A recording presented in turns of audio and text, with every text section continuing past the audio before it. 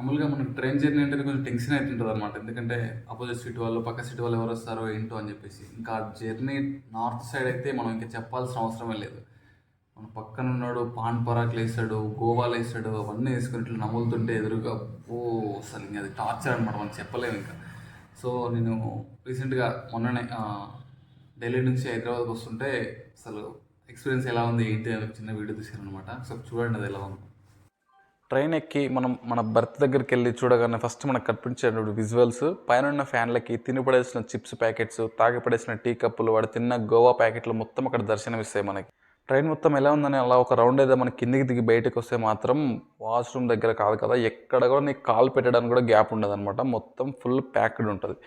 So అక్కడ నుంచి మనం చూస్తే పక్క బోగి కూడా ఫుల్ అయి ఉంటుంది. సరే అని చెప్పేసి బ్యాక్ వచ్చేసి అలా వెళ్తూ ఉంటే తోడహటం गरम खाने का गरम खाओ गरम खाओ गरम खाओ.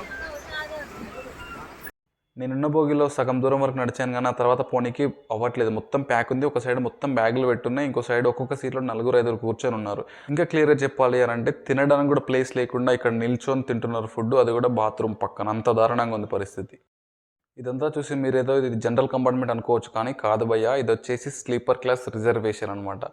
స్లీపర్ క్లాస్ అయినప్పటికీ ఇంత ఫుల్గా ఉంది, ఇంత ప్యాక్డ్గా ఉంది. టీసీ వచ్చినా ఏదొచ్చినా ఇక్కడ ఏం పనులు అవ్వట్లేదు. టీసీ వచ్చి ఏదో ఒక్కరినో ఇద్దరినో టికెట్లను పట్టుకొని వెళ్ళిపోతున్నాడు అంతే తప్ప ఇక్కడున్న పబ్లిక్ ఎందుకు ఇంత క్రౌడ్ ఉంది రిజర్వేషన్లో అని కూడా ఎవరు ప్రాబ్లమ్ సాల్వ్ చేసేటో లేడనమాట. టూ మచ్గా ఉంది. నైట్ పడుకోవడానికైతే దారుణంగా ఉంది పరిస్థితి దీంట్లో. ఇంత ఎందుకుందో ఏంటో అర్థం కావట్లేదు. 10 days ముందు బుక్ చేసిన టికెట్స్ మాత్రం బుక్ అవ్వట్లేదు. ఫుల్ వెయిటింగ్ లిస్ట్ వచ్చేస్తుంది. సో ఇది వచ్చేసి తెలంగాణ ఎక్స్ప్రెస్ ఢిల్లీ నుంచి హైదరాబాద్కి స్లీపర్ క్లాస్లో పరిస్థితి ఇంత దారుణంగా ఉందన్నమాట. వీటన్నిటి మధ్యలో మన పక్క బెర్త్లో, ఆపోజిట్ బెర్త్లో కానీ చిన్నపిల్లలు ఉంటే కాస్త రిలాక్స్డ్గా ఉంటుంది. వాళ్ళు ఆట ఆడుకునేటప్పుడు, వాళ్ళతో టైం స్పెండ్ చేసినప్పుడు ఫ్రీగా ఉంటుంది.